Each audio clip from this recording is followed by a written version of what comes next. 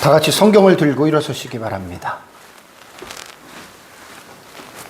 봉독해 드릴 하나님의 말씀은 창세기 12장 3절 말씀. 창세기 12장 3절 한 말씀만 제가 봉독해 드리겠습니다. 이것은 하나님의 말씀입니다. 너를 축복하는 자에게는 내가 복을 내리고 너를 저주하는 자에게는 내가 저주하리니 땅의 모든 족속이 너로 말미암아 복을 얻을 것이라 하신지라. 아멘. 네, 앉으시기 바랍니다. 오전에 말씀드린 대로 아브라함의 언약은 그 구속사를 이해하는 데 있어서는 없어서는 안 될 아주 중요한 핵심이 되는 언약이라고 제가 말씀을 드렸죠. 그리고 언약은 어떤 언약이든지 간에 성경에 나타난 언약은 독립적인 언약 없습니다. 전부 다 그 어떤 연결선상에서, 연장선에서 창조 언약부터 마지막 언약까지 우리가 언약은 그렇게 보셔야 우리가 성경에 대한 이해를 우리가 올바르게 할 수가 있습니다. 그래서 이제 그 오전에도 여러분들에게 말씀을 드린 대로 그 창조 언약부터 시작해서 쭉 이제 지금 이제 아브라함 언약까지 와서 이제 말씀을 보는데, 특별히 이제 창세기 12장에 제가 들어와서 아브라함 언약을 지금 설교를 하잖아요. 창세기를 볼 때 이제 12장부터요. 12장 1절과 2절과 3절에 하나님께서 아브라함과 맺으신 언약을 잊지 말고 성경을 끝까지 봐야 됩니다. 물론 아브라함 언약 이전에 언약을 연장선에서 또 그것도 잊어버리면 안 되죠. 창조 언약부터 행위 언약, 그 다음에 구속 언약, 그 다음에 노아 언약까지. 그러니까 성경은 이렇게 전체적으로 연결해서 여러분들이 성경을 봐야 된다라고 하는 말입니다. 그래서 아브라함과 맺으신 언약이 제가 창세기 12장 1절, 2절, 3절에서 세 가지라 그랬죠. 첫 번째는 이제 자손들에게 땅을 주시겠다라고 한 언약이고, 두 번째는 오전에 제가 말씀드린 대로 자녀를 주겠다. 근데 그 자녀가 사라의 몸을 통해서 주는 자녀예요. 그리고 그 자녀를 큰 민족으로 만들고 너는 복이 된다라고 하는, 이제 그러한 부분에 대해서 이제 둘째는 말하는 것이고, 세 번째가 이제 이번 시간에 설교하는 12장 3절입니다. 12장 3절에 오늘 제가 설교 제목을 특이하게 좀 잡았습니다. 축복은 복이고 저주는 저주다. 이제 부호로 볼 때는 그런 거잖아요. 그 다음에 복의 통로. 그래서 아브라함의 세 번째 언약의 내용이 바로 요겁니다. 축복은 복이고, 그러니까 너를 축복하는 자에게 내가 복을 주고 너를 저주하는 자는 저주하리니, 여기에서 하나님께서 아브라함을 보호하시는 보호자에 대한 이미지를 우리가 이제 이 본문에서 여러분 우리가 볼 수가 있고, 또 아브라함과 그의 자손을 통해서 모든 민족에게 하나님께서 복을 주시겠다. 대단히 여러분 중요한 말입니다. 대단히 중요한 말입니다. 그래서 이번 시간에는 너를 축복하는 자에게는 내가 뭘 줘요? 복을 내리고, 너를 저주하는 자에게는 내가 저주하리니 라는 말이 있습니다. 그러고 나서 이제 하나님께서 땅의 모든 족속이 너로 말미암아 복을 얻을 것이라. 이게 이제 3절의 내용이에요. 그래서 오늘 이 본문의 말씀을 3절의 말씀을 보면은요, 구문론적으로 본문을 보면은 조건절과 결과절로 상반부가 이렇게 해당이 됩니다. 그러니까 조건절이라고 하는 말은 뭐냐면 너를 축복하는 자가 조건이잖아요. 또 너를 저주하는 자가 조건이에요. 이 조건에 따라서 결과가 너를 축복하는 자에게 내가 복을 내릴 것이고, 결과는 너를 저주하는 자에게 결과는 쪽으로 내가 그 사람을 저주하겠다라는 말입니다. 그래서 12장 3절에 아브라함이 허락하신 세 가지의 복은 전반부가 조건절과 결과절로 여러분 구성이 되어져 있고, 후반부가 이제 하나님께서 이제 그 땅의 모든 족속이 너로 말미암아 복을 받는다라고 하는 말입니다. 그래서 지금 3절에서는 모든 족속이 너로 말미암아 복을 얻을 것이라고 하는 이 부분에 대해서 오늘 함께 말씀을 좀 보도록 하겠습니다. 그래서 이제 제 설교는 아브라함과 맺은 첫 번째 언약 땅을 주겠다. 또 두 번째 언약은 자녀를 큰 민족을 만들어 주겠다. 2시간 동안의 제 설교는 하나님께서 12장 1절과 2절과 3절에 약속하신 그 약속을 두고 창세기 전체에서 또 구약 전체에서 혹은 신약까지, 그래서 이 아브라함의 언약이 어떻게 하나님께서는 그 언약을 이루어 가셨는가에 대한 그 과정을 제가 지금 살펴보고 있는 거예요. 그래서 오늘도 이 세 번째 시간도 마찬가지입니다. 그 패턴으로 제가 설교를 하는데, 패턴 중에 크게 두 번째입니다. 두 번째가 두 가지인데, 두 가지가 뭐냐면, 첫 번째는 하나님께서 아브라함을, 그의 자손들을 보호해 주시겠다. 그러니 창세기를 통해서 하나님께서는 어떻게 보호해 주셨는가, 그 역사를 우리가 봐야 되잖아요. 그래서 창세기 12장 17절에서 20절을 보면은 여호와께서 아브라함의 아내 사레의 일로 바로와 그 집에 큰 재앙을 내리신지라라는 말이 나옵니다. 그러면서 바로가 아브라함을 불렀습니다. 내가 어찌하여 나에게 이렇게 행하였느냐? 그 일이 뭐냐면, 어찌하여 너의 아내 사레를 내 아내라고 내게 말하지 아니했느냐, 이 말입니다. 내가 어찌 그를 누이라 하여 내가 그를 데려다가 아내를 삼게 하였느냐. 졸지 아내를 뺏긴 거예요, 아브라함이. 그래서 이제 바로가 내 아내가 여기 있으니 이제 데려가라. 본문에 대한 해석은 요 12장 들어갈 때, 요거 뭐 두 주 정도 지나면, 요 본문 들어갈 때 아주 자세하게 하겠습니다. 지금은 이제 전체적인 윤곽을 잡는 설교이기 때문에 이 부분에는 이렇게 나와서 하나님이 이런 상황 속에서 하나님께서 이렇게 하나님께서 보호하셨다라고 하는 이제 그 부분에 대해서 여러분들에게 말씀을 드리는 거예요. 자, 아브라함이 가나안 땅에 거하다가 그 가나안 땅에 기근이 들었어요. 기근이 들자 아브라함이 애굽으로 내려갑니다. 지도를 보면 아브라함이 지금 그 여기 세겜에서 베델하고 요 헤브론 요 이제 부근에 있다가 아브라함이 지금 애굽으로 내려간 거예요. 애굽으로 이렇게 표시가 돼 있죠, 그죠? 애굽으로 내려갔다가 이제 아브라함이 또 올라오는 이 부분에 대해서 이제 지도를 가지고 표시를 해놨는데요. 그래서 지금 애굽에 내려가서 뭐 다 자세한 내용은 생략을 하겠습니다. 아브라함의 아내 사레가 정말 막 미스 월드 수준은 된 것 같아요. 그 뒤에도 보면은 아비멜렉에게도 그런 일이 있었고요. 옛날에는 뭐 이렇게 법이 중시되는 그런 사회가 아니었기 때문에 힘만 있으면은 뭐든지 빼앗는 어떤 그러한 왕들의 특성이 좀 있었잖아요.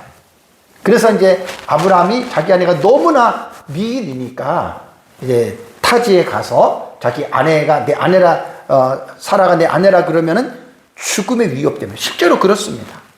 그래서 아브라함이 이제 누나라고 했다가 애굽의 사람들이 와, 이방 여인이 왔는데 너무 이쁘다. 왕이 얼마나 그런 것도 원하겠어요. 그래가지고 이제 데려가서 아내를 삼았다라고 하는 부분은 다음에 설교할 때 이 부분은 조금 깊이 있게 제가 설교를 하도록 하겠습니다. 그러고 나서 이제 그럼 여기서 우리가 이제 그 보는 적용이 뭐죠? 성경을 보면 꿈에 하나님이 나타납니다. 바로에게. 꿈에 나타나서 하나님이 책망을 합니다. 그때 바로가 겁이 나가지고 이제 아브라함을 불러서 내 아내를 데려가라. 이것이 어떤 행위입니까? 하나님이 아브라함을 어떻게 해요? 보호해 주시는 거예요. 너를 축복하는 자에게 내가 복을 주고 너를 저주하는 자를 저주한다 그랬잖아요. 아내를 빼앗겼는데 하나님이 뺏어간 사람은 가만히 내버려 두겠어요? 그래서 이 부분을 통해서 하나님께서 이렇게 보호하시는구나 라고 하는 이 부분을 우리가 보는 거고요. 다음에 이제 20장 3절을 보면은 아브라함이 이제 네게부 땅으로 옮겨서 가데스와 술 사이 그랄에 거주합니다. 요거는 이제 여러분들이 20장을 보시면 나옵니다. 20장을 보시면 시간상 자세한 얘기는 제가 해주지 않겠습니다. 20장 1절을 보면은 네게브 땅으로 옮겨 가데스와 술 사이 그랄에 거하였다 그랬죠. 그죠? 그랄에 거하였다. 여기 보세요. 그랄 지방이 어디냐면은 여기입니다. 여기. 요여는 그랄 지방이에요. 가데스가 이 밑에입니다. 가데스. 우리가 그 가데스 바네아 그러죠? 여기 가데스. 가데스와 보면은 술 사이라 그러잖아요. 여기 그랄 지방에 아브라함이 20장을 보면은 여기에서 지금 체류할 때예요. 여기에서 머물 때에 이제 그 어떤 내용이 나오냐면 20장 3절을 보면 그 밤에 하나님이 아비멜렉에게 세겜의 그 아비멜렉 왕이 있죠. 현몽 꿈속에 나타나서 말씀하십니다.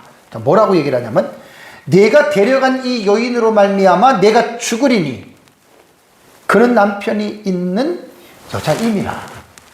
이게 지금 아브라함이 그랄에 갔을 때 또 이곳에 가가지고 아브라함이 사례를 누이라 그랬어요. 부인이라고 안 했어요. 왜? 거기도 마찬가지로 자기가 또 내 아내다 그러면은 사람들한테 자기가 죽고 아내를 빼앗길 것 같아서 여기서 아브라함이 또 부인을 누이라고 이렇게 말을 했습니다. 그래서 이제 아비멜렉이 그 여자 너무나 예쁘니까 야, 데려와라. 아내를 삼으려고. 이때 이제 꿈에 하나님이 또 나타난 거예요. 여기서 우리가 이 사건을 볼 때 지금 뭐죠? 하나님이 아브라함의 삶을 개입하시잖아요. 그리고 아브라함이 그 저주를 상대방에게 해를 받을 때 하나님이 나타나셔서 어떻게 해요? 그걸 지금 막아주시잖아요. 그래서 너를 축복하는 자에게 내가 복을 주고 너를 저주하는 자를 내가 저주하겠다. 이것이 하나님께서 아브라함을 보호해 주시겠다라고 하는 여러분 이 부분에 대해서 여러분 우리는 충분히 볼 수가 있는 거예요. 그러면서 이제 꿈에 나타나서 이제 하나님께서 이렇게 말하고 하니까 아비멜렉도 하나님에게 이야기를 합니다. 나는 몰랐습니다.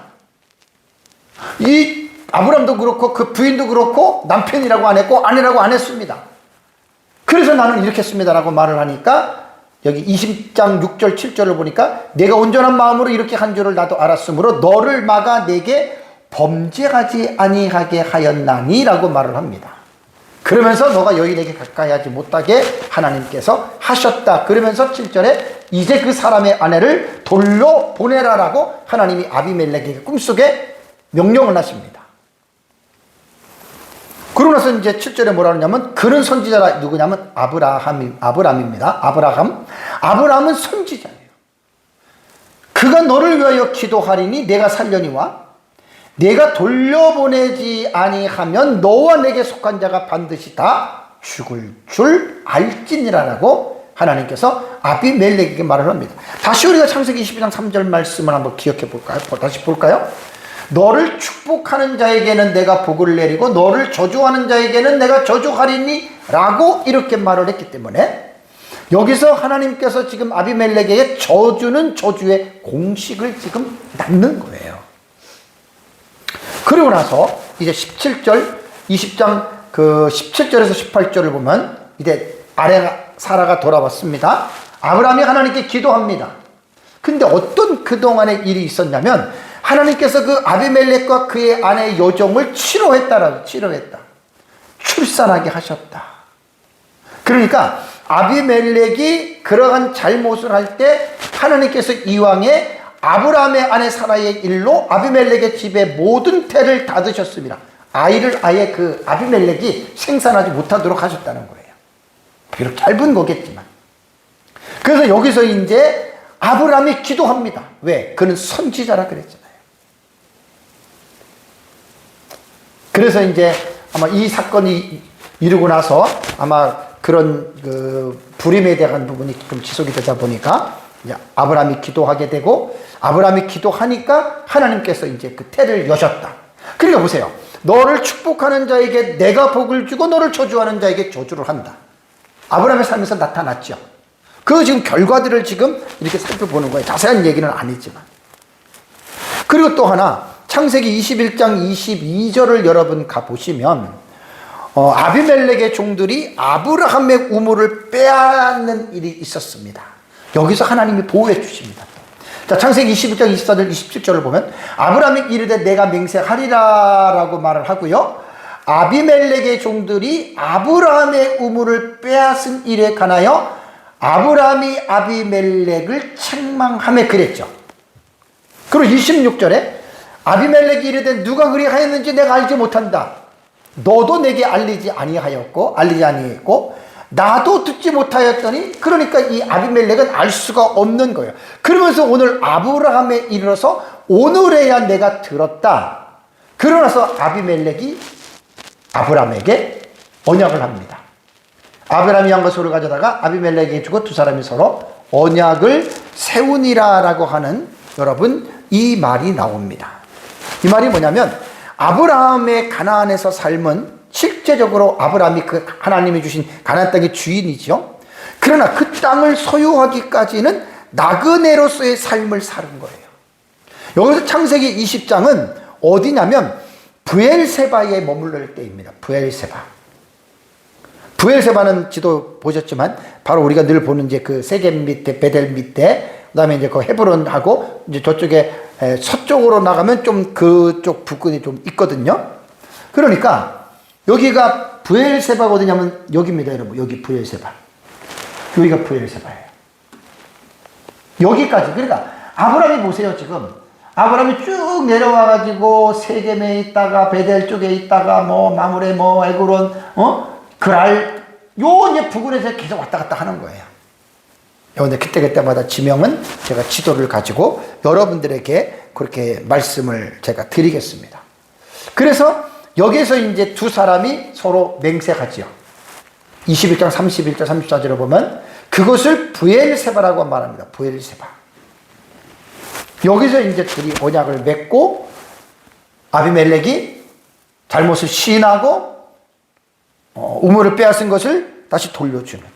그러니까 여기서 우리가 이제 볼 수 있는 게 뭐냐면, 내게 너를 축복하는 자에게 내가 복을 주고 너를 저주하는 자를 내가 저주하겠다. 그러니까 하나님이 아브라함과 그의 후손들을 보호해 주시겠다라고 하는 지금 이 부분들에 대해서 제가 계속해서 여러분들에게 지금 말씀을 드리는 겁니다. 자, 그러면 아브라함의 반응이 이제 이렇게 돼서 지금 우물을 찾게 되는 그러한 부분에 대해서 여러분들에게 지금 말씀을 제가 드렸고요. 다음에 이제 네 번째는 뭐냐면 이삭의 아내 리브가를 하나님께서 보호해 주십니다. 이삭의 아내 리브가를.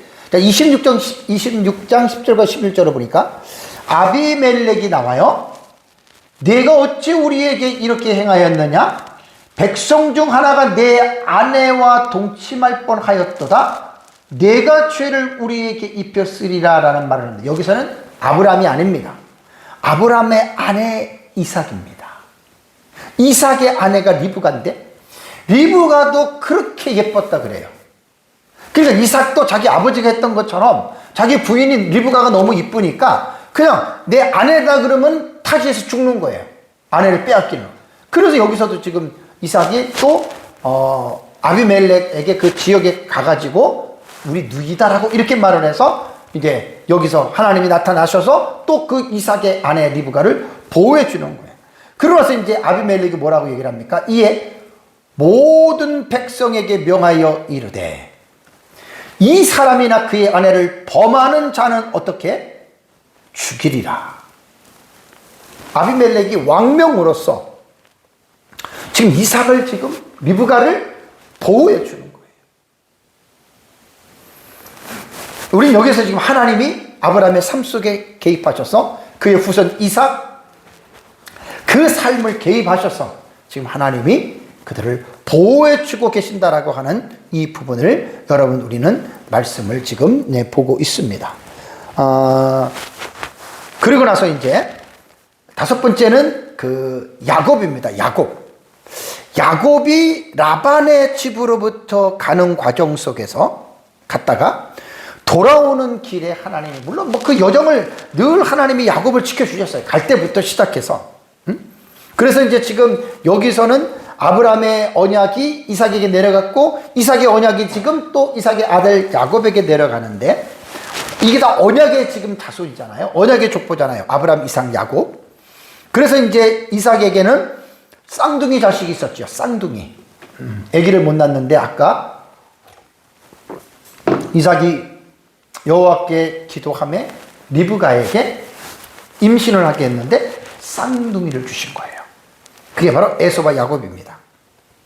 그래서 에서와 야곱을 낳고 이제 그 아버지가 죽기 전에 내가 죽기 전에 너희를 축복하겠다.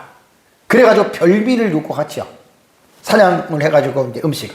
여기서 이제 엄마 리브가와 야곱이 서로 짭니다. 그래서 아버지를 속이고 그 형 에서가 받아야 할 장자권을 동생 야곱이 받게 해요. 요거는 제가 본문을 설교할 때 그때 그 의미에 대해서 이제 좀 시간이 지난 다음에 여러분들에게 말씀을 드리기로 하고 지금은 이제 그런 부분은 생략하겠습니다. 그러고 나서 이제 속이고 나서 그 장자권을 빼앗으니까 에서가 들 사람인데 얼마나 난폭합니까? 죽인다고 그랬잖아요. 그때 이제 이삭과 리브가가 보니까 죽이게 생겼거든. 그래서 야곱을 외삼촌 집 라반에 하란에 있는 외삼촌 집에 있는 라반에게 보내죠. 보내서 이제 거기서 네가 형 노가 풀릴 때까지 있다가 돌아오라라고 했는데 야곱이 잠깐이면 올 줄 알았던 길이 20년이 걸렸습니다. 20년. 그래서 20년이 걸리고 이제 돌아오는데 그 과정은 제가 생략할게요.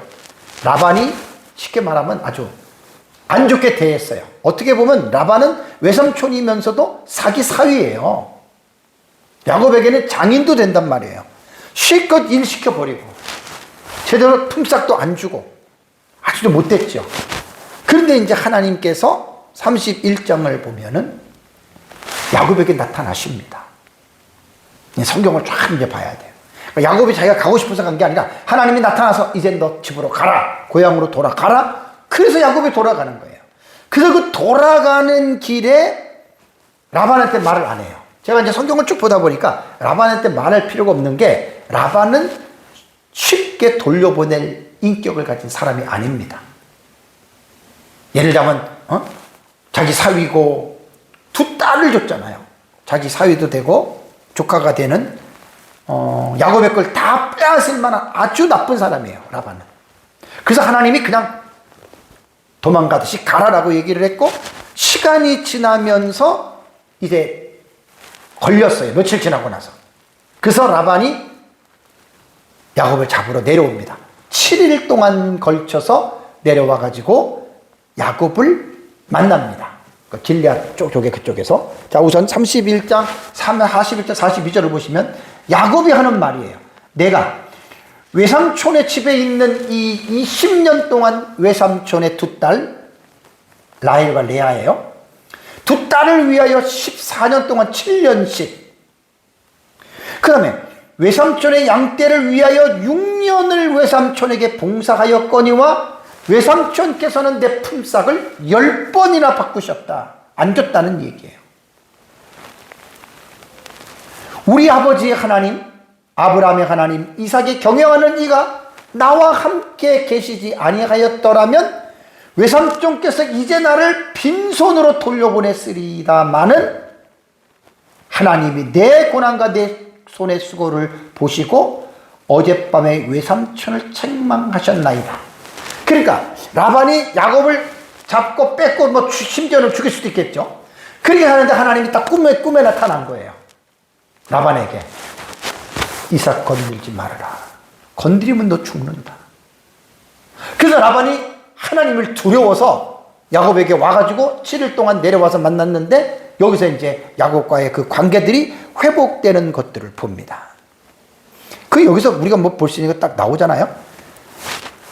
라반은 조금 안 좋은 사람인데 하나님께서 이렇게 나타나셔서 야곱을 보호해 주지 않았으면 야곱은 죽을 수도 있는 거예요. 다시 한번 생각해 볼까요? 12장 2절. 너를 축복하는 자에게 내가 복을 주고 너를 저주하는 자를 저주하겠다.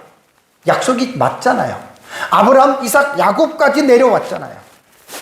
그러고 나서 이제 요 위치를 잠깐 말씀을 드릴게요. 여기 보면은, 조금 더 다른 얘기를 하고 지도를 볼게요. 자, 이제 야곱이 이제 외삼촌으로부터 그러고 나서 이제 헤어졌어요. 헤어지고 야곱은 또 고향으로 밑으로 내려옵니다.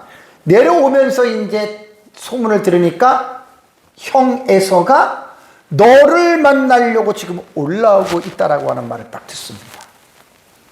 자, 20년 전의 일이에요. 야곱이면 어땠을 것 같아요? 20년 전에는 에서가 야곱 죽이려고 했잖아요. 그래서 야곱이 피신한 거예요. 자, 20년이 지나고 돌아와요. 자, 어떤 마음을 가졌을까요?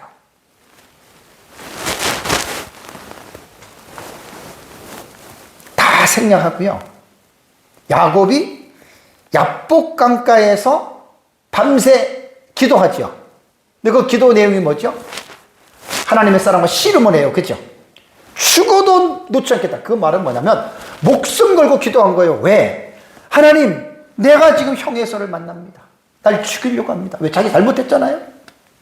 하나님 정말 살려달라고. 그 야곱이 뭘 붙잡고 기도한 줄 아세요? 나의 조상 아브라함의 하나님, 이삭의 하나님. 그분에게 기도합니다. 그리고 이 야곱도 언약의 내용을 알아요. 하나님이 너와 내 자손에게 또 땅도 주고 안다고요. 그러니까 야곱의 기도는 단순히 어떤 자기의 목숨의 위협에다가 그것이 자기에게 처해진 현실이기는 하지만, 그러나 그의 기도는 그냥 단순히 어떤 이기적이고 자기의 어떤 그 문제를 해결하기 위한 기도가 아니라 하나님의 언약을 붙잡고 하는 기도예요.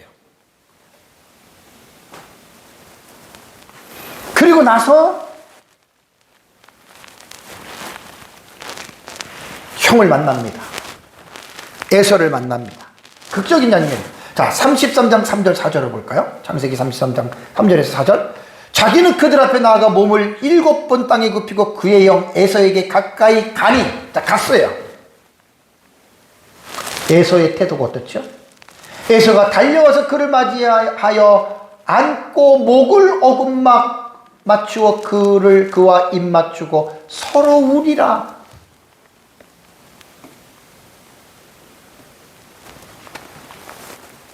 처음부터 이러한 어떤 상황이었다면 야곱이 야복강에서 그렇게 기도 안 하죠. 정말 심각한 상황이었습니다. 막상 에서를 딱 만났을 때 여기 본문처럼 완전히 화해의 무드가 일어난 거예요. 우린 여기서 뭘 우리는 봐야 되죠?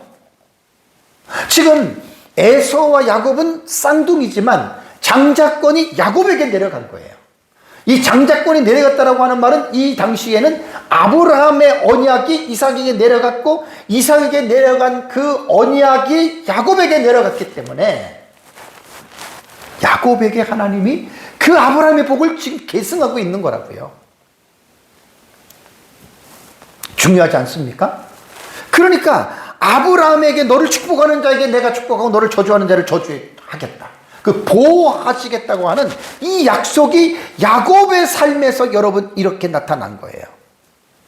다음에 야곱을 가나안 족속과 브리스 족속의 위협으로부터 하나님께서 보호해 주시는데 창세기 35장 5절 내용들을 연결하려면 시간이 많이 걸리니까 제가 간략하게 말씀드릴게요. 창세기 35장 5절을 보면 그들이 떠났으나 하나님이 그 사명 거울들로 크게 두려워하게 하셨으므로 야곱의 아들들을 추격하는 자가 없더라. 자, 이 말은 무슨 말일까요? 창세기 35장 5절을 전에 보면은 야곱이 지금 에서를 만나고 고향으로 지금 내려가는 길이잖아요. 그죠? 내려가는 길에 세겜이라고 하는 그 지역에 잠깐 머뭅니다. 또 지도를 보십시오. 야곱이 쭉 올라가서 지금 닷단 아람, 하란의 닷단 아람에 외삼촌 집에서 여기 20년을 있었던 거예요. 그리고 다시 여기서 리턴하죠. 화살표. 쭉 내려오다가 세겜에서 베델에서 에서를 만난 곳이 요 위치쯤 됩니다.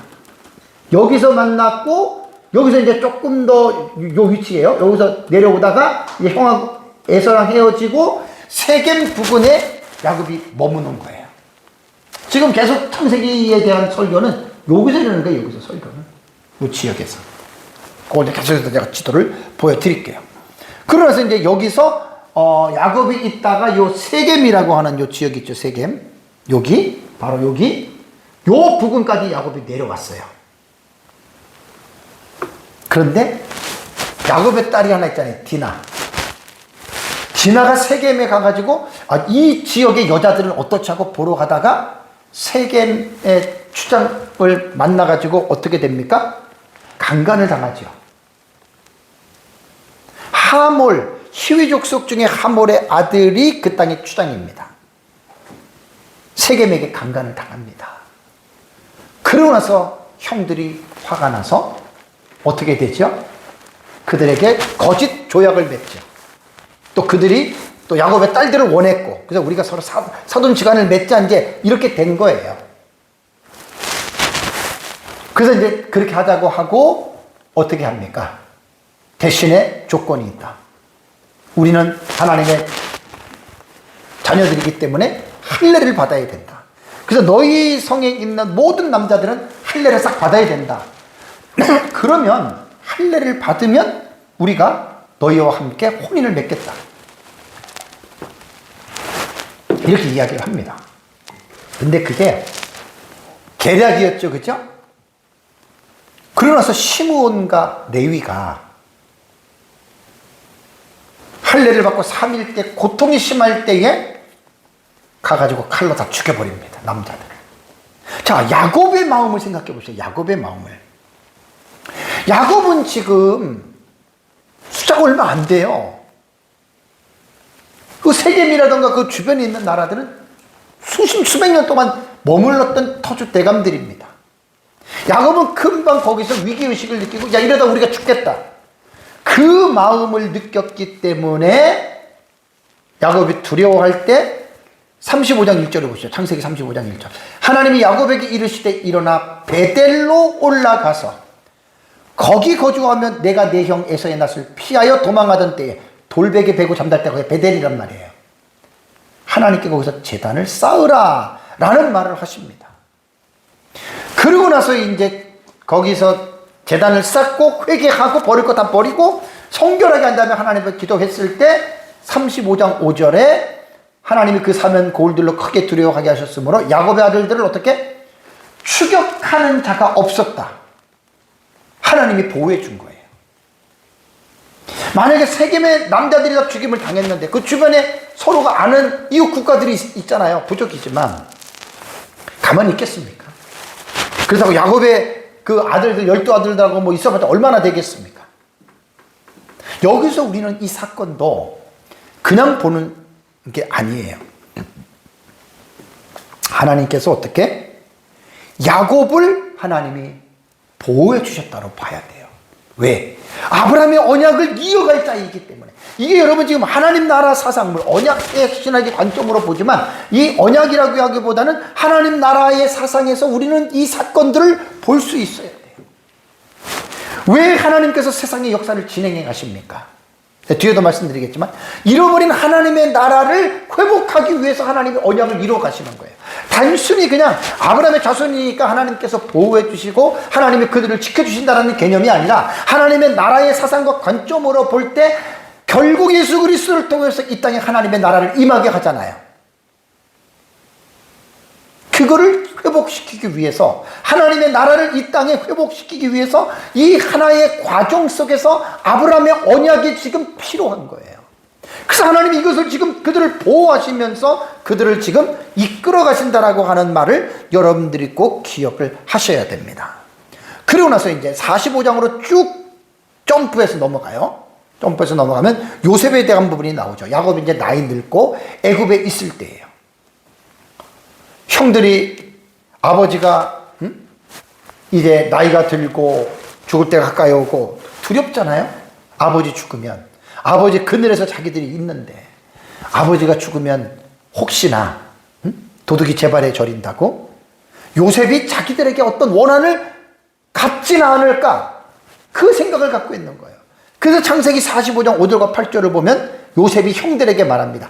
당신들이 나를 이것에 팔았다고 해서 근심하지 마소서, 한탄하지 마소서. 형들을 팔았잖아요.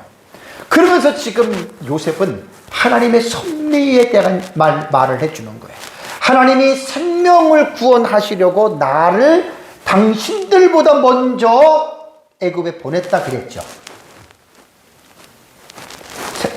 설명은 안 합니다, 시간 때문에.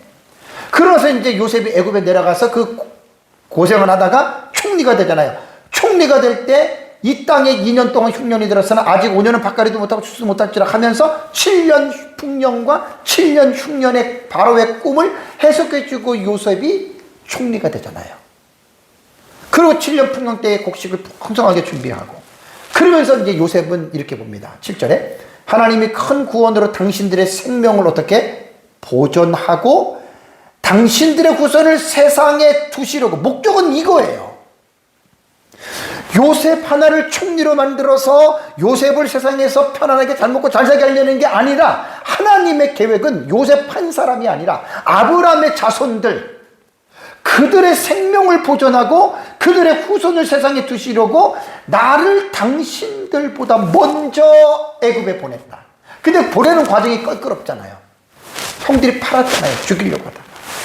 그러면서 하나님의 섭리를 깨달은 요셉은 뭐라 그랬습니까? 8절에 그런즉 나를 이리로 보내는 당신들이 아니요 하나님이시니라. 하나님이시라. 하나님의 섭리입니다. 놀라운 사건이에요, 지금. 나중에 이제 요셉의 설교 이 본문에 들어갈 때 그때 자세하게 여러분들에게 말씀을 드리겠습니다. 요셉에 대한 이 설교는 참 많아요. 물론 아브라함이 더 많지만 내용이 아주 깊은 내용들이 참 많아요.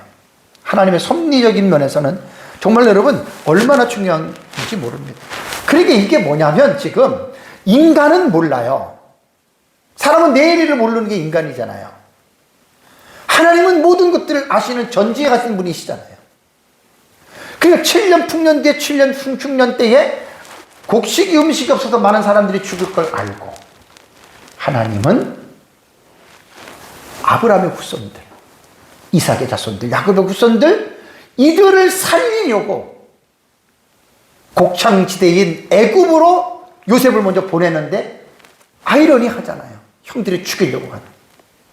어쨌든 거기에서 하나님께서 선을 이루셔가지고 결국은 그 기근 가운데에 가나안에 있었던 야곱의 후손들이 죽지 않고 애굽에 내려서 곡식도 사다가 먹고, 그러고 나서 나중에 이제 애굽으로 내려오는 여러분 이러한 것들을 여러분 우리는 보게 됩니다. 그러고 나서 이제 야곱도 죽고 요셉도 죽고 이스라엘 백성들이 애굽에서 430년 동안 있다가 하나님께서 그들을 출애굽하죠. 왜 애굽에서 나오게 하시죠? 아브라함에게 그 땅을 주시겠다고 약속했잖아요. 그래서 지난주 오후 예배 때 첫 번째 그걸 성취하신 거예요. 그게 건 아브라함 때부터 시작하면 약 700여 년 정도가 걸리는 가운데 그렇게 됐다. 이게 이제 첫 번째 내용이고, 두 번째는 뭐냐면 하나님께서 그 창세기 12장 3절을 보면 축복하는 자에게 복을 주고 저주하는 자에게 저주한다. 이게 보호해 준다는 말이고, 두 번째가 뭐냐면 너의 자손들을 복의 통로입니다. 땅의 모든 족속이 너로 말미암아 복을 얻을 것이니라 라는 말이 나옵니다. 본문의 말씀은 되게 중요한 의미를 갖고 있죠. 아브라함은 복의 통로로 부름을 받았다라고 말씀하는 겁니다. 근데 아브라함만 그냥 복된다는 게 아니라 땅의 모든 족속들도, 이걸 보셔야 돼요. 이걸 족속. 땅의 모든 족속들도 너를 통해서입니다. 너를 통해서. 너를 통해서 복을 받을 것이다라고 하는 말입니다. 여기서 한 가지. 전의 성경에는 너는 2절에 보면은 너는 복의 근원이 될지라 그랬잖아요. 그죠? 그 번역 잘못된 거예요. 왜냐하면 여러분, 아브라함이 너는 복이라라고 이렇게 2절에도 말을 했잖아요. 그죠? 창세기 12장 거기 2절에 보면 너는 복이라라는 말을 했습니다. 하나님이. 12장 2절을 보시면 너는 복이 될지라. 어떤 성경에는 복의 근원이라고 하는데 그건 잘못된 겁니다. 왜냐하면 복의 수여자, 복을 주시는 분은 복의 근원자인 하나님이시지 아브라함은 복을 주는 사람이 아니에요. 여러분이 착각하시면 안 돼요. 아브라함은 복을 열어주는 통로로서 하나님이 사용하시는 거고 복의 수여자는 하나님이라는 말이에요. 인간이 복을 주는 게 아니에요. 그래서 여기에서 아브라함은 복의 통로일 뿐이지 복의 수요자는 아니다. 그래서 여러분들이 이 부분들을 여러분들이 잘 기억을 하셔야 됩니다. 그러면 여기서 이제 잠깐 성경에는 많지는 않아도 아브라함을 통해서 이제 그 당시, 물론 궁극적으로는 예수 그리스도지만 그 당시에 어떻게 복의 통로가 되는지 한번 여러분들에게 제가 말씀을 좀 드리겠습니다. 자, 우선 여기에 14장 1절과 3절 지난주에 말씀드렸죠. 당시에 신할 왕, 엘라살 왕, 엘람 왕, 그돌 고임 왕, 이 메소포타미아 지역에 네 나라가 소돔 지역으로 침공을 하죠. 그죠? 사해 부근에 있는 소돔, 고모라, 벨라, 아드마, 그 다음에 스보임. 요 지역으로 지금 어떻게 해요? 침공을 하죠. 그래가지고 여기서 사람들이 잡혀가고 재물도 뺏기고, 근데 이 지역에 살던 누구? 롯도 뺏겼습니다. 그런데 이 메소포타미아에 있는 지역 네 개 민족이 들어와서 소돔 지역에 들어와가지고 지금 뺏어간 거예요. 사람을 포로로 잡아간 거예요. 그때 이제 여러분 보십시오. 창세기 14장 14절 6절을 보면 아브람이 그의 조카가 사로잡혔음을 듣고 집에서 근리운 훈련된 자 318명을 거느리고 단까지 쫓아가서 그와 그의 가신들이 나누어 밤에 그들을 쳐부시고 담에석 왼편 호박까지 쫓아가 모든 빼앗겼던 재물과 조카 롯과 그의 재물과 부녀와 친척을 찾아왔더라 그랬죠. 요 지도를 보면 메소포타미아 지역에서 네 개 나라가 이렇게 쳐들어왔습니다. 이렇게 쳐들어와서 쭉 훑으면서 여기에 사해 지역에 있는, 여기서 이제 전쟁을 해가지고 사람을 붙잡고 재물을 강탈하고 이들이 이렇게 지금 단하고 담에서 이렇게 해가지고 이들이 지금 돌아가는 코스예요. 여기서 지금 아브라함에 대한 그 추적지가 여기거든요. 헤브론, 여기 헤브론에서 아브라함이 그 소식을 듣고 이 사람들이 이렇게 갔지만 이렇게 지금 올라갑니다. 이렇게. 여기가 세겜이에요, 세겜. 올라가가지고 단까지 올라갔다 그랬죠. 단까지. 여기 보면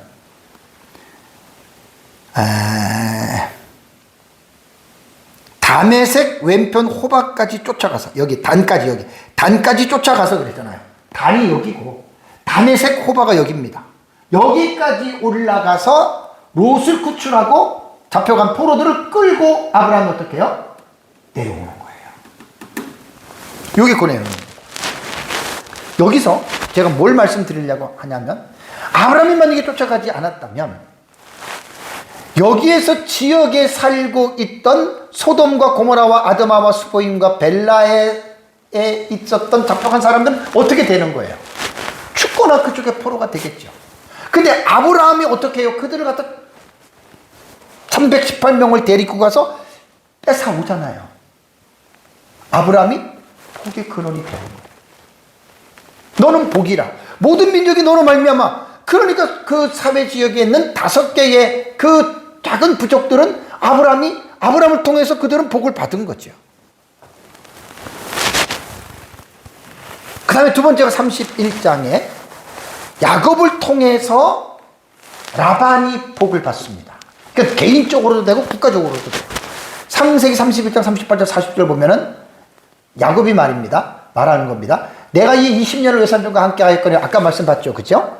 외삼촌의 암양들이나 암염소들이 낙태하지 아니하였고 또 외삼촌의 양떼의 숫양을 내가 먹지 아니하였으며 물려 찢긴 것은 내가 외삼촌에게로 가져가지 아니하고 낮에 도둑을 맞았든지 밤에 도둑을 맞았든지 외삼촌이 그것을 내 손에서 찾았으므로 내가 스스로 그것을 보충하였으며 내가 이와 같이 낮에는 더위와 밤에는 추위를 무릅쓰고 눈 붙일 겨를도 없이 지냈나이다. 뭘 말하는 거죠? 야곱은 복동이에요. 왜? 아브라함의 언약을 계승한 자 아닙니까? 그러니까 너를 축복하는 자에게 내가 복을 주고 너를 저주하는 저주한다. 그러니까 이러한 하나님의 언약을 받은 자, 그런 자들과 함께 있는 것 자체가 여러분 복인 줄 아시기 바랍니다. 라반의 어떤 그 창세기에 나타난 라반의 삶을 볼 때 라반은 그렇게 좋은 사람은 아니었습니다. 그럼에도 불구하고 야곱이 라반의 집에 있으면서 어떻게 해요? 하나님이 야곱을 통해서 라반을 복을 주셨다라고 하는 것이 분명히 여러분 성경적입니다. 그리고 이제 또 하나는 뭘 말씀을 드리려고 하냐면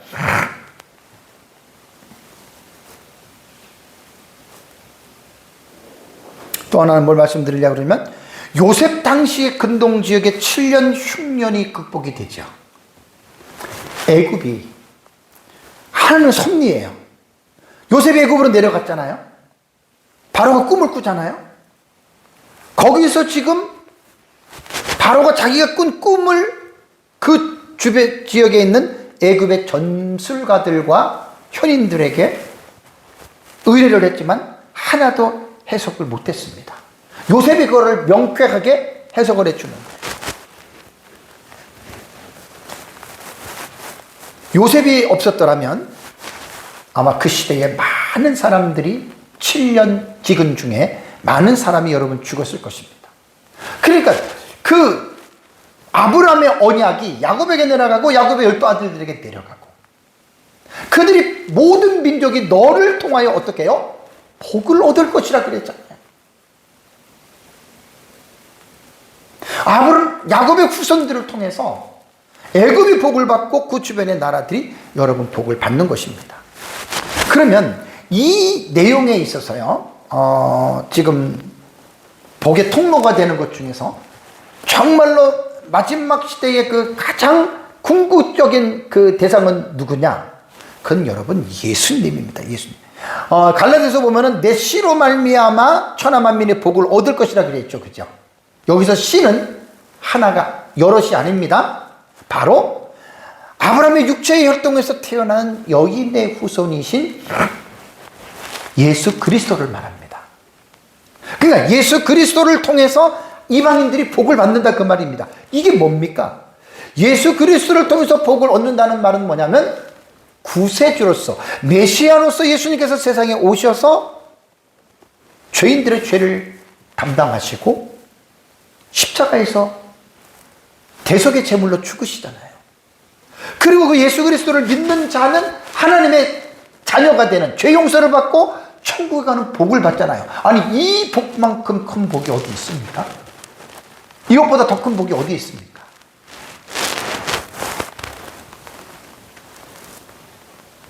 그래서 갈라디아서 3장 7절 9절을 보면 그런즉 믿음으로 말미암는 자들은 아브라함의 자손인 줄 알지어다. 아까 봤어요? 또 봐야 돼요. 그러니까 믿음으로 말미암는 자는 예수 그리스도를 믿는 자예요. 이방인들이 예수를 믿었다. 아브라함 자손이라 그 말입니다. 그리고 8절에 또 하나님이 이방을 믿음으로 말미암아 의로 정하실 것을 성경이 미리 알고 먼저 아브라함에게 복음을 전하되라는 말이 나옵니다. 여기에서는요, 성경이 미리 알고 아브라함에게 복음을 전했다? 이상하지 않아요? 문맥이? 문학적 의인화라 그래요. 문학적으로 성경을 인격처럼 묘사한 거예요. 이게 문학적 의인화의 표현입니다. 그래서 성경이 아브라함에게 복음을 전했다라고 하는 표현은 아담부터 시작됐던 하나님 나라의 복음 있죠? 그 조상으로부터 내려온 교육이 아브라함에게도 주어졌다. 이렇게 보셔야 된다는 말이에요. 그래서 하나님의 나라의 복음은 가정 안에서 부모로부터 자식에게 계대 전승되는 거예요. 그러니까 아담으로부터 시작된 이 하나님 나라의 복음의 교육이 셋에게, 에노스에게, 노아에게, 아브라함에게까지 이 복음이 지금 내려왔다라고 하는 말입니다. 갈라디아서 3장 14절에도 이는 그리스도 예수 안에서 아브라함의 복이 뭐라고 그랬습니까? 이방인에게 미치게 하고, 예수 믿는 이방인들이에요. 또 우리로 하여금 믿음으로 말미암아 어떻게 해요? 성령의 약속을 받게 하려 함이라. 우리는 신약시대 성령을 받았잖아요. 이 성령을 받은 이 복이 아브라함의 복과 연결된다는 거예요. 그래서 설교 서두에 제가 강조했던 게, 언약 신학에서 이 언약은 독립적인 언약은 하나도 없어요. 전부 다 연속 선상에서 처음부터 이 언약은 구속사의 역사는 쫙 연결을 할 수 있어야 돼요. 연결. 여기서 하나, 인간의 책임에 대한 문제에 대해서 또 짚고 넘어가려고 합니다. 책임은 대단히 여러분 중요한 거예요. 이스라엘 민족이 아브라함의 자손들로서 아브라함의 언약을 이어받은 민족입니다. 그런데 이해하기 힘든 부분이 나와요. 이스라엘 역사 속에서. 우리가 잘 아는 대로 솔로몬 왕 이후에 이스라엘은 남북으로 분열됐죠. 그 이후에 북이스라엘은 주전 722년에 아수르에게 멸망하고요. 그 다음에 주전 586년에는 남유다가 바벨론에게 멸망을 합니다. 왜 그렇죠? 하나님께서 아브라함의 언약을 잊으셨을까요? 하나님이 아브라함과의 언약을 하나님이 파기했을까요? 그렇지 않습니다. 제가 한 두세 달 전에 성경에 나타난 7대 언약 해가지고 1시간 동안 언약에 대한 설교를 한 두세 달 될 것 같아요. 그때 여러분들한테 설교할 때 언약의 당사자 부분에서 제가 여러분들한테 언약은 일방적인 언약이 있고 그 다음에 쌍무적인 언약이 있다는 거 말씀을 드렸죠. 그죠? 쌍무적이라고 할 때는, 일방적이라고 할 때는 하나님이 일방적으로 맺으신 거고, 쌍무적이라고 할 때는 그 언약 속에 인간의 책임이 내포되는 거예요.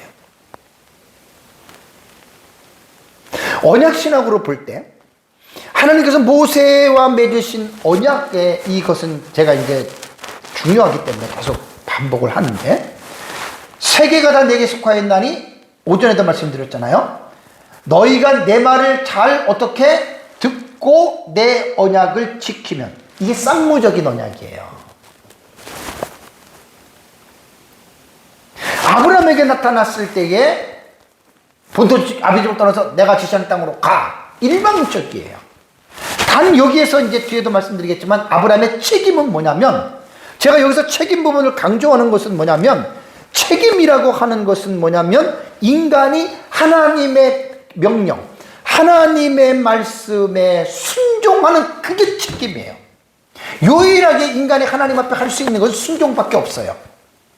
저와 여러분들이 전적으로 타락한 존재인데 인간이 무슨 선을 행할 수가 있겠어요? 이거 여러분들이 꼭 기억하셔야 돼요. 전적 타락한 죄는 의인이 없고 선을 행하는 자는 하나도 없는 거예요. 근데 우리 그리스도인들이 선을 행한다라고 하는 말은, 선에 대한 여러분 기준은 뭐냐면 이 세상의 도덕과 윤리를 말하는 게 아니에요. 선은 하나님의 뜻, 하나님의 계명, 하나님의 말씀을 순종하는, 그것이 진정한 선입니다. 그러니까 일반 사람들이 생각하는 선과 성경에서 말하는 선은 본질이 달라요. 그래서 이 신해산 언약은 내 말을 잘 듣고 지키면이라고 하는 조건부가 달려진 쌍무적 언약이라는 말이에요. 왜 북이스라엘이 남유다가 왜 망한 줄 아십니까? 하나님의 율법을 안 듣고 지키지 않았어요. 그래서 망한 거예요. 그러면 망했다고 그러면 아브라함의 언약이 끊어졌습니까? 아니에요. 밤나무 그루터기 나무가 배임을 당할, 나무가, 상수나무가 배임을 당할 때 그루터기가 남아있잖아요. 그 그루터기가 어떻게 이어지냐면 신약시대 메시아이신 예수 그리스도를 통해서 교회가, 성도가 아브라함의 언약을 계승하는 자들이 되어서 그 아브라함에게 약속하신 그 언약을 성도들이, 그리스도인들이 그 언약을 가지고 나아가는 거란 말이에요. 사랑하는 성도 여러분, 아브라함 언약의 세 번째 내용은요, 아브라함의 언약의 세 번째 내용은 아브라함께서 하나님이 아브라함을 보호해 주세요. 축복은 복으로, 저주는 저주로. 이게 보호의 개념이에요. 그리고 지금까지 그 과정을 제가 여러분들에게 말씀을 드렸고요. 그 다음에 내 자손으로 말미암아 어떻게 해요? 복을 받는다. 내 자손으로 말미암아 모든 민족이 어떻게? 복을 받는다. 그 말을 한 거예요. 자, 이제 그렇다면 이제 궁금한 게 이거예요. 아브라함과 맺은 세 가지 언약을 이스라엘 말고 신약시대 우리 그리스도인들과의 연결되는 연관성이 있는 복은 무엇일까? 요거 여러분께 말씀드려요. 첫째는 아브라함과 아브라함 자손들에게 가나안 땅을 주시겠다 그랬죠. 그럼 신약시대 우리 그리스도인들도 가나안 땅을 가야 돼요? 그건 아니에요. 그건 끝난 거예요. 이 아브라함의 허락하신 가나안 땅은 구약의 이스라엘 백성들이 들어갔지만 신약시대 그리스도인들에게는 영적인 영원한 본향인 하나님 나라인 천국으로 우리는 이 언약을 받아들여야 됩니다. 그래서 히브리서 11장 13절 16절에 땅에서는 외국인과 나그네로, 구약시대의 아브라함, 우리의 모든 신앙의 성도들이 이렇게 살았어요. 그러면서 그들은 더 나은 본향을 사모했는데 그 본향은 어디냐면 이 세상이 아니라 하늘에 있는 것이라. 천국이에요. 구약시대의 믿음의 족장들은 가나안 땅을 이스라엘 백성들은 약속을 받았지만 최종 목적지가 아니에요. 그래서 구약시대에 나타났던 믿음의 선진들이 이렇게 하늘을 보면서 살았다 그 말이에요. 비록 가나안 땅은 들어갔지만 영구적인 땅이 아니라는 거예요. 두 번째는 아브라함에게 자녀를 주시고 그 자녀들로 큰 민족을 이루어 주시겠다고 약속했죠. 두 번째 언약이.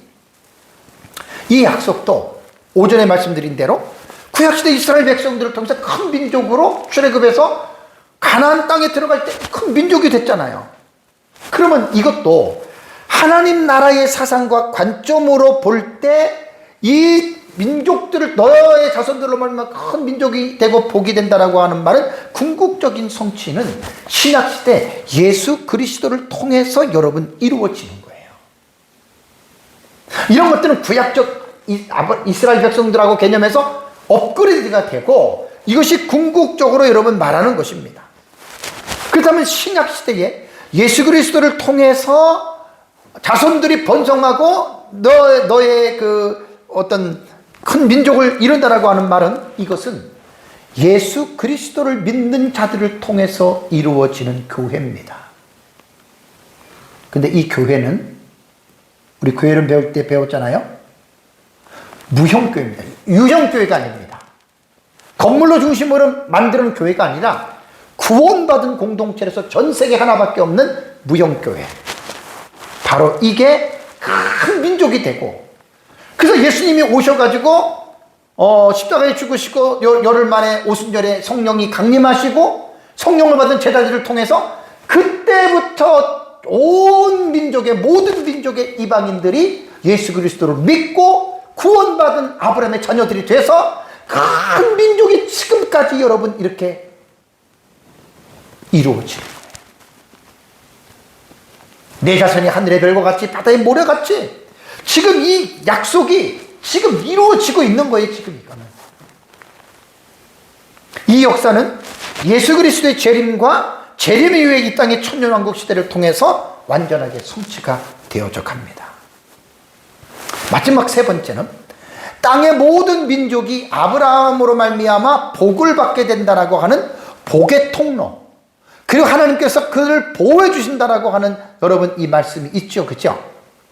이 말씀을 여러분 우리가 볼 때에 한 가지 생각할 것이 하나 있습니다. 이건 물론 이제 예수 그리스도를 통해서 이제 다 복의 통로가 되고 이렇게 되는 건데, 한 가지 생각해 볼 것은 아브라함에게 너를 축복하는 자에게 내가 복을 내리고 너를 저주하는 자에게 내가 저주하리라고 하는 이 약속은 지금도 유효한 것인가? 여러분 어떻다고 생각합니까? 저는 유효하다고 봅니다. 단 그리스도인들이 영적으로 아브라함 자손이잖아요.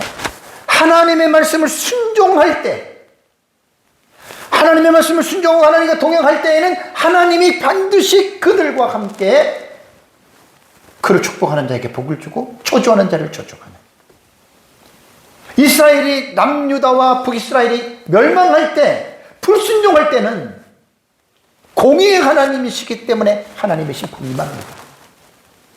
그러다가 하나님의 언약이 깨진 것은 아니죠. 우리는 결론을 맺겠습니다.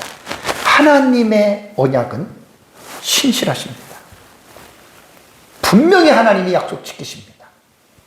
오늘날 우리는 이 아브라함의 언약을 이어받은 자로서 정말 우리가 해야 할 것은 이제 다음에 이제 몇 달 지나고 나서 신해산 언약에서 말씀을 드리겠지만, 우리는 제사장 나라에 이 사명이 있어요. 신약교회는